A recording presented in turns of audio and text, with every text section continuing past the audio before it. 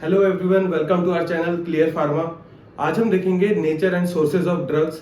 मतलब कोई जो दवाई ले रहे हैं, कोई ड्रग है, कोई मेडिसिन है, उसका क्या नेचर है, वो किस टाइप का है और उसका क्या सोर्स है, वो हमें कहाँ से प्राप्त हो रहा है। तो अगर हम देखें, आज का टॉपिक क्या हुआ हमारा, nature of drug and sources of drug. तो नेचर का मतलब हुआ कि कोई मेडिसिन है, उसका क्या नेचर है, वो किस टाइप का है, जैसे उसका केमिकल प्रॉपर्टीज कैसा है, उसका साइज कैसा है, उसका शेप कैसा है, वो किस टाइप का इंटरेक्शन कर रहा है, उसका पीएच क्या हुआ, ये सारी चीजें हम नेचर ऑफ ड्रग में देखेंगे। तो यहाँ पे हम पॉइंट्स पे लिख सकते हैं क्या क्या नेचर हो सकता है एक ड्रग का।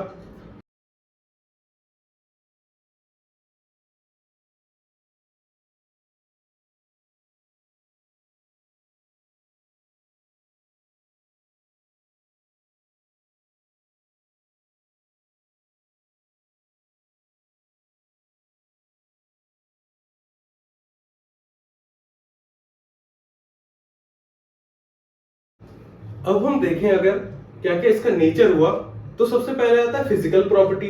फिजिकल प्रॉपर्टी मींस वो ड्रग क्या सॉलिड फॉर्म में है, सॉलिड या लिक्विड फॉर्म में है, ठीक, या गैस फॉर्म में है। ठीक, जैसे सॉलिड के फॉर्म में हम क्या देख सकते हैं, जैसे कोई हमारा टैबलेट हो गया। ठीक, लिक्विड फॉर्म में जैसे कोई हमारा सिरप हो गया, कफ सिरप वगैरह। गैसियस फॉर्म में जैसे कोई एनेस्थीसिया दे रहे हैं, गैसियस फॉर्म का एनेस्थीसिया। ठीक है, फिर जैसे कोई ऑक्सीजन थेरेपी दिया जा रहा है, पर्सन को ऑक्सीजन दिया जा रहा है, वो भी एक टाइप का मेडिकेशन थेरेपी हुआ, तो वो भी क्या हुआ, गैसियस फॉर्म में हम ऑक्सीजन दे रहे हैं, तो ये भी एक टाइप का फिजिकल प्रॉपर्टी है उस ड्रग का। ठीक, इसके बाद आते हैं chemical property. Chemical property means उस वो ड्रग किस टाइप का है, वो ऑर्गेनिक नेचर का है, इनऑर्गेनिक नेचर का है। ठीक है, तो ये हो गया हमारे केमिकल प्रॉपर्टीज में। वो अगर ऑर्गेनिक नेचर है मींस हाइड्रोकार्बन से बना हुआ है, तो वो ऑर्गेनिक फॉर्म में हुआ। अगर वो हाइड्रोकार्बन के अलावा दूसरे केमिकल से बना हुआ है, दूसरे मेटल से या नॉन मेटल से बना है, तो वो हो गया इनऑर्गेनिक। उसका पीएच क्या है मींस वो एसिडिक है या बेसिक फॉर्म में है। इसके बाद आता है नेक्स्ट हमारा सॉल्युबिलिटी। सॉल्युबिलिटी एक केमिकल प्रॉपर्टी हुआ जिसमें हम देख रहे हैं कि क्या वो लिपोफिलिक है या हाइड्रोफिलिक हो गया। तो ये कुछ केमिकल प्रॉपर्टीज है ड्रग के। इसके बाद थर्ड प्रॉपर्टी है शेप। शेप में हमने ऑलरेडी रिसेप्टर चैप्टर में हमने डिस्कस किया है कि मान लेते हैं ये कोई रिसेप्टर है एक सेल पर, ठीक है, और इस रिसेप्टर के लिए डिफरेंट टाइप के लाइगेंड होगा। तो कोई ड्रग ये हुआ, कोई ड्रग ये हुआ, कोई इस टाइप का ड्रग है। हमें पता है जिसका शेप मोस्ट सुटेबल होगा, जैसे कि ये, तो ये इससे प्रॉपर्ली बाइंड कर पाएगा। इसीलिए कोई ड्रग का शेप भी बहुत मायने रखता है उसके रिसेप्टर पे बाइंड करने के लिए। तो उसके बाद आता है साइज। साइज में आता है कि जो जितना स्मॉल होगा साइज में, ठीक, जो जितना स्मॉल होगा साइज में वो उतना इजीली क्रॉस कर सकता है। ये अगर हमारा सेल मेम्ब्रेन है, तो हमें पता है सेल मेम्ब्रेन बहुत ही स्मॉल साइज का, यहां से स्मॉल ड्रग क्रॉस कर पाते हैं। अगर साइज अगर लार्ज होगा वो इजीली इस मेम्ब्रेन को क्रॉस नहीं कर पाएगा। इसलिए मोस्ट ऑफ द ड्रग का साइज क्या होता है, वो 100 से 1000 डाल्टन के बीच में होता है।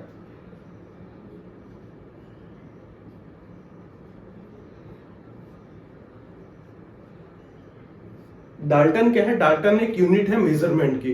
जैसे हम लोग मीटर, किलोमीटर, सेंटीमीटर से मेजर करते हैं, वैसे एक डाल्टन भी एक यूनिट होती है मेजरमेंट की, किसी चीज की साइज को मेजर करने के लिए।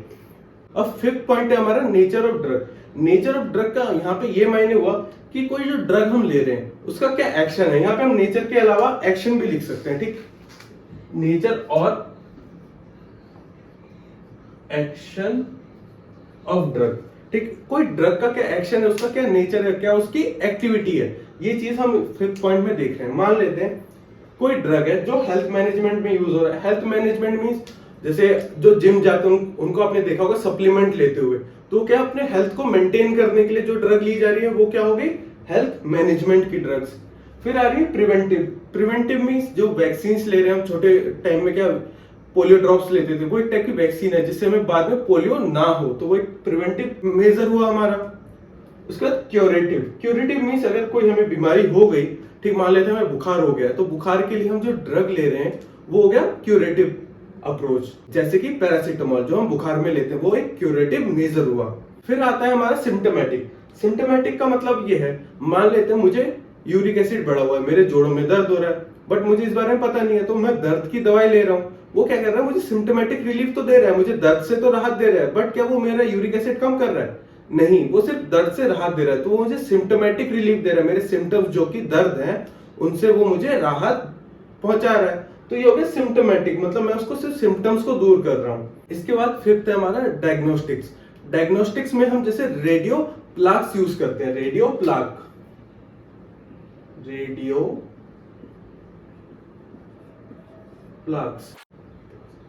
रेडियो प्लाक्स क्या होता है? एक टाइप का एजेंट होता है जिसमें आयोडीन होता है।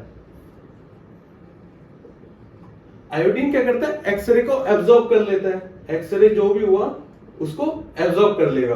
तो इसका हेल्प होता है हमारे बॉडी में। अगर कोई ऐसा डिजीज है तो हम क्या करते हैं, रेडियो प्लाक देते हैं उस पर्सन को। रेडियो प्लाक देने से वो हमारी बॉडी में एब्जॉर्ब हो जाता है। उसके बाद हम उस पर एक्सरे डालते हैं। एक्सरे डालने से क्या होता है, अगर कोई भी डिजीज होगा उस पर्सन में, कोई भी ऐसी बीमारी होगी, तो वो ये आयोडीन उसको एब्जॉर्ब कर लेगा, जिससे हमें पता चलेगा कि हाँ, इस पर्सन को ये पर्टिकुलर टाइप की डिजीज है। तो ये इस टाइप से हम डायग्नोस्टिक पर्पस में भी एक मेडिसिन को हम यूज कर सकते हैं। तो ये हो गया हमारा नेचर ऑफ ड्रग, जो है physical chemical properties, shape, size और उसका क्या एक्शन है उस ड्रग का, उस अकॉर्डिंग भी हम उसको फर्दर डिवाइड कर सकते हैं। अब हम देखेंगे सोर्सेज ऑफ ड्रग।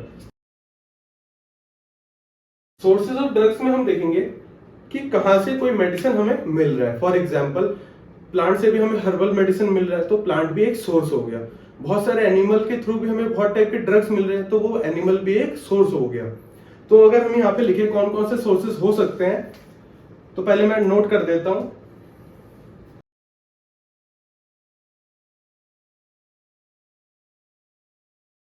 इसके बाद आता है हमारा सोर्सेज ऑफ ड्रग। तो सोर्सेज ऑफ ड्रग में क्या क्या है?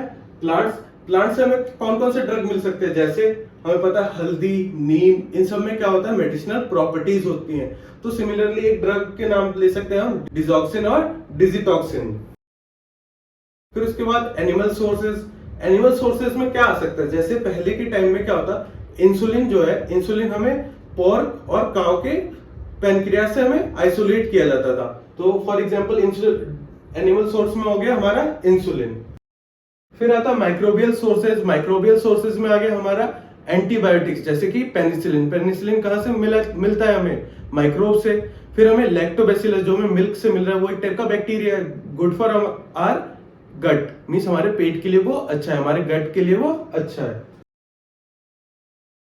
फिर है अर्थ और मिनरल।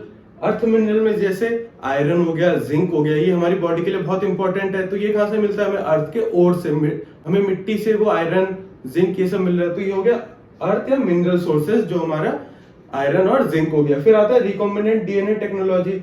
आपको पता है आजकल जो वैक्सीन बन रही है, जो इंसुलिन, जो न्यू टाइप की इंसुलिन है, वो कैसे बन रही है? रिकॉम्बिनेंट डीएनए टेक्नोलॉजी के थ्रू। ठीक, तो ये हो गया हमारा अर्थ मिनरल में आयरन और जिंक, और रिकॉम्बिनेंट डीएनए टेक्नोलॉजी में जैसे इंसुलिन और वैक्सीन। तो ये आपका कंप्लीट हो गया सोर्सेज और नेचर ऑफ ड्रग। तो आप इसको नोट कर लीजिए, इसका स्क्रीनशॉट ले लीजिए। Thank you.